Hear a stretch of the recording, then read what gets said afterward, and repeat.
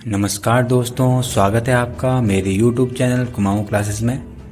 तो दोस्तों, हमारी सीरीज़ चल रही थी प्राचीन भारत पर विदेशी आक्रमण और प्राचीन भारत पर पहले विदेशी आक्रमण यानी ईरानी फारस आक्रमण को हमने पहले वाली वीडियो में पढ़ लिया था।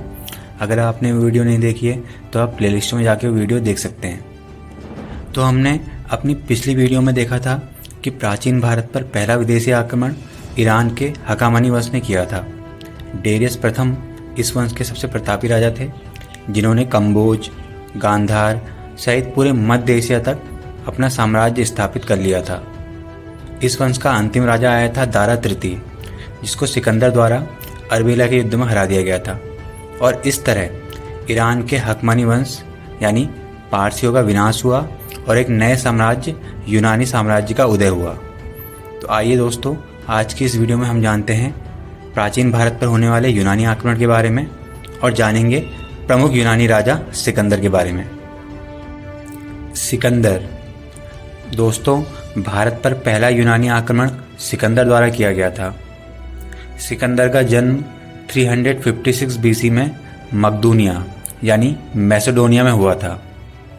सिकंदर के पिता, जिनका नाम था फिलिप द्वितीय, जो 359 बीसी में मकदूनिया यानी मैसेडोनिया के शासक बन गए थे।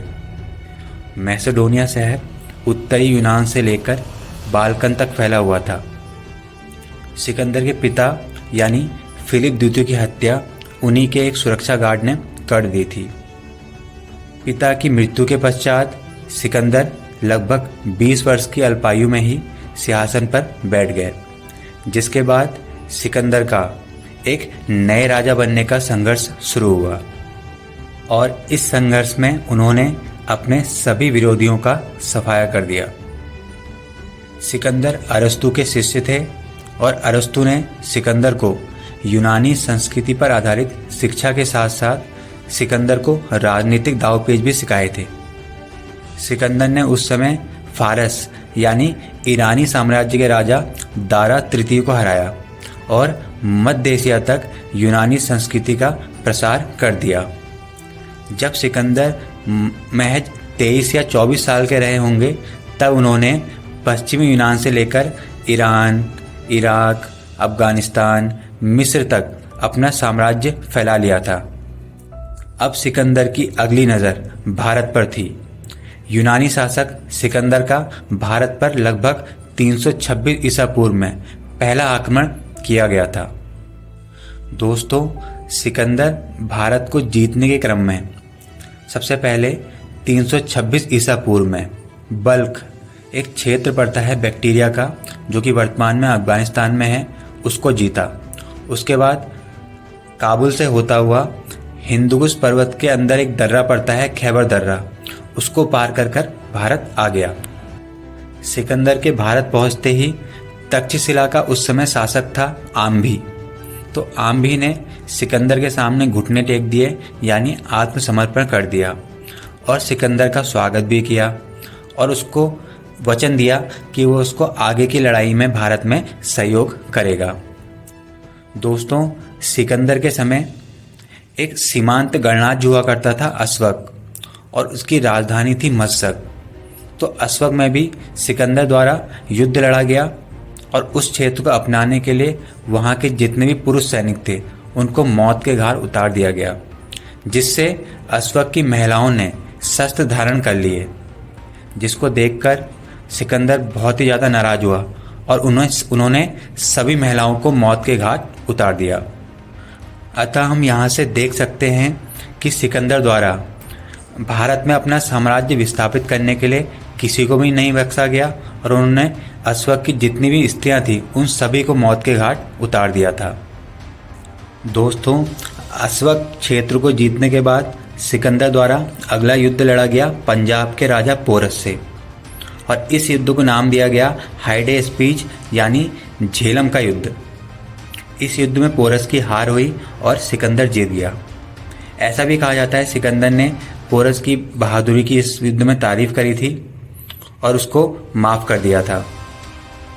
दोस्तों, सिकंदर द्वारा भारत में कुल 19 महीने का समय बिताया गया था। दोस्तों, सिकंदर भारत के और आंतरिक क्षेत्रों में घुसना चाहता था, लेकिन सिकंदर की सेना ने ब्यास नदी को पार करने से मना कर दिया। दोस्तों, सिकंदर की सेना ने ब्यास नदी को पार करने से इसलिए मना करा क्योंकि उस टाइम पर मगध एक शक्तिशाली गणराज्य हुआ करता था और मगध की सेना भी काफ़ी बड़ी हुआ करती थी। जब सिकंदर ने भारत पर आक्रमण करा था तो उस टाइम पर मगध में नंद वंश के शासक घनानंद का शासन था। घनानंद एक भोग विलासी राजा था, लेकिन सिकंदर की सेना को और सिकंदर को ये बात नहीं पता थी।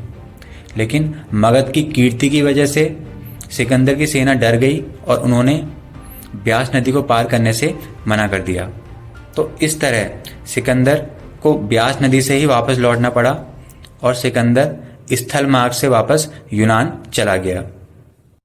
जब सिकंदर ने भारत पर आक्रमण करा था तब सिकंदर के जो थल सेनापति का नाम था सेल्यूकस निकेटर और जल सेनापति का नाम था निर्याकस। तो ये दो सेनापति के साथ सिकंदर ने भारत पर आक्रमण करा था। जल सेनापति का नाम था निर्याकस और थल सेनापति का नाम था सेल्यूकस निकेटर। सेल्यूकस निकेटर के बारे में आप लोग को पता होगा, ये वही सेल्यूकस निकेटर हैं जिनकी बेटी की शादी चंद्रगुप्त मौर्य से होती है। इसके बारे में हमने मौर्य साम्राज्य में पढ़ा था, तो मैं यहाँ आपको नहीं बताऊंगा, वहाँ हमने पूरी क्लास देख ली थी। अगर आपने वो भी वीडियो नहीं देखी है तो आप प्लेलिस्ट में जाके मौर्य साम्राज्य वाली वीडियो भी देख सकते हैं। दोस्तों, सिकंदर द्वारा दो शहरों की स्थापना की गई थी। एक शहर था निकाया और एक शहर था बहुकेफला। निकाया शहर की स्थापना सिकंदर ने विजय प्राप्ति के उपलक्ष्य में करी थी और बहुकेफला उनके घोड़े का नाम था सिकंदर के, उनके नाम पर भी उन्होंने क्या करा था, एक शहर की स्थापना की थी। सिकंदर का साम्राज्य 4 भागों में बटा हुआ था। जब सिकंदर भारत से लौट गए तब सिकंदर की मृत्यु 323 ईसा पूर्व में बेबीलोन में हो गई। तो दोस्तों, ये थी वीडियो हमारी भारत पर होने वाले यूनानी आक्रमण के बारे में और यहाँ पर हमने मुख्य रूप से सिकंदर के बारे में जाना। अब हमारी अगली वीडियो आएगी, उसमें हम जानेंगे भारत पर होने वाले इंडो ग्रीक आक्रमण के बारे में। तो दोस्तों, मिलते हैं अगली वीडियो में, तब तक के लिए बाय बाय।